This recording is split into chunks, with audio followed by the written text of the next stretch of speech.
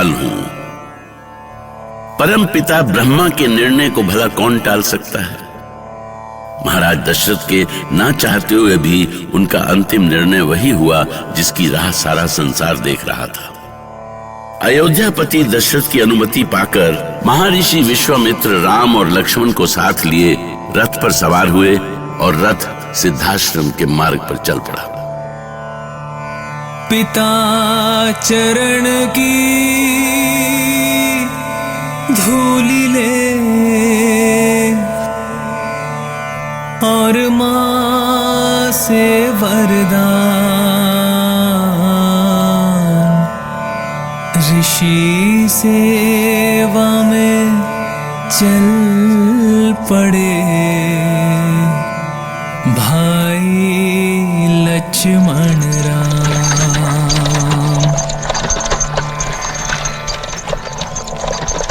रथ रोको। सारथी, रथ रोक दो। क्या हम आश्रम पहुंच गए गुरुदेव? नहीं, अब आगे की यात्रा हम पैदल चलकर करेंगे।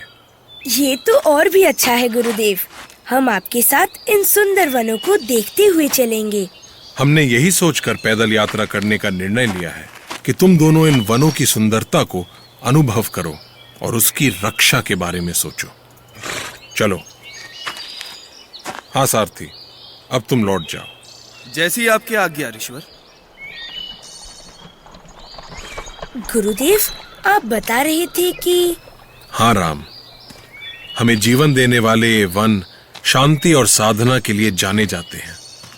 हमारे पूर्वजों ने इन वनों में तपस्या करते हुए जीवन और प्रकृति के रहस्यों की खोज की, जीवन के विज्ञान को समझा और सारे संसार का कल्याण किया। अनेक जड़ी बूटियों की खोज की जो आज भी मानवता के कल्याण के लिए प्रयोग किए जा रहे हैं। परंतु गुरुदेव, इस समय तो यहाँ दूर दूर तक कोई ऋषि मुनि नहीं दिखाई दे रहे। हाँ राम, अब यहाँ कोई ऋषि मुनि नहीं दिखाई देते और भविष्य में भी नहीं दिखाई देंगे। क्यों गुरुदेव? क्योंकि अब ये वन शांति के लिए नहीं बल्कि अशांति के लिए जाने जाते हैं। अब इन वनों में धर्म नहीं, अधर्म और अत्याचार होता है। आप ये सब क्या कह रहे हैं गुरुदेव? ये अधर्म कौन करता है? बताइए गुरुदेव, वे कौन है जो ये पाप कर रहे हैं?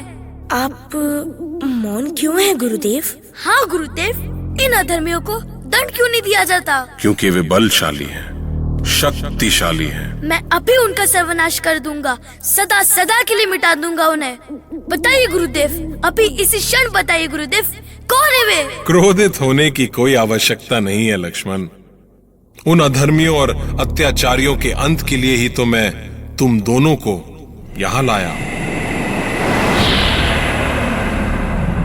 अभी राम ऋषि के आश्रम पहुंचे भी नहीं थे कि एक भयानक राक्षसी उनकी ओर बढ़ी। ऐसी राक्षसी जिसके आतंक से सारा वन कांपता था। ये कैसी गर्जना है गुरुदेव? ये अचानक अंधेरा क्यों छाने लगा? राम, ये ताड़का है, राक्षसी ताड़का। ताड़का? हाँ, ये राक्षसी इस वन में ऋषि महर्षियों को मारकर खा जाती है। गुरुदेव! राम, लगता है ताड़का को इस बात की सूचना मिल गई है कि उसका अंत आ गया है। उसका काल प्रत्यक्ष उसके सामने खड़ा है, इसीलिए वो भीषण गर्जना कर रही है। क्या वो बहुत बली है गुरुदेव? उसके बल का पता तुम्हें स्वयं चल जाएगा लक्ष्मण। अरे वो देखिए गुरुदेव, इतनी बड़ी चट्टान हमारी ओर आ रही है। भैया राम, वो देखिए। चिंता मत करो लक्ष्मण, मैं चट्टान को अभी रोकता हूँ।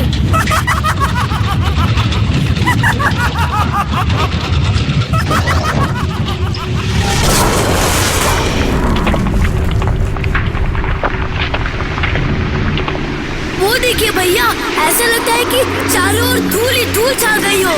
कैसी भयानक आंधी है। धूल की आंधी इधर ही चली आ रही है। रोकिए भैया, उसे रोकिए, नहीं तो ये आंधी हमें उड़ा ले जाएगी। ताड़का से कोई नहीं बच सकता, कोई भी। तुम दोनों को अपनी मुट्ठी में मसल दूंगी, किसी धूल में मिला दूंगी। सावधान राम, सावधान। ये कोई आंधी नहीं है, बल्कि स्वयं ताड़का है। वो अपनी माया से आंधी में बदल गई है। मुझे आज्ञा दीजिए भैया, मैं इसे अभी मार देता हूँ। अधीर न हो लक्ष्मण, ये राक्षसी हमें छू भी नहीं सकती। ताड़का से कोई नहीं बच सकता। आज आऊंगी तुम्हें अपना भोजन बनाऊंगी। मार डालिए भैया, मार डालिए इसे। ये ले।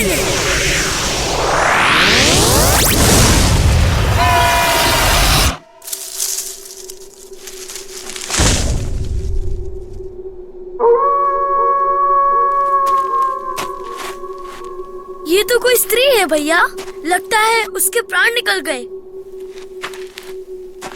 हाँ लक्ष्मण, ताड़का का अंत हो गया और ताड़का के अंत होने से सिद्धाश्रम को एक अत्याचारी राक्षसी से मुक्ति मिल गई। ताड़का का वध कर राम ने वन में अपने आगमन की सूचना दे दी थी, पर ताड़का अकेली नहीं थी। उसके वध की सूचना जल्दी ही वन में दूर दूर तक फैल गई और अब नई चुनौतियां राम की प्रतीक्षा कर रही थीं। रामायण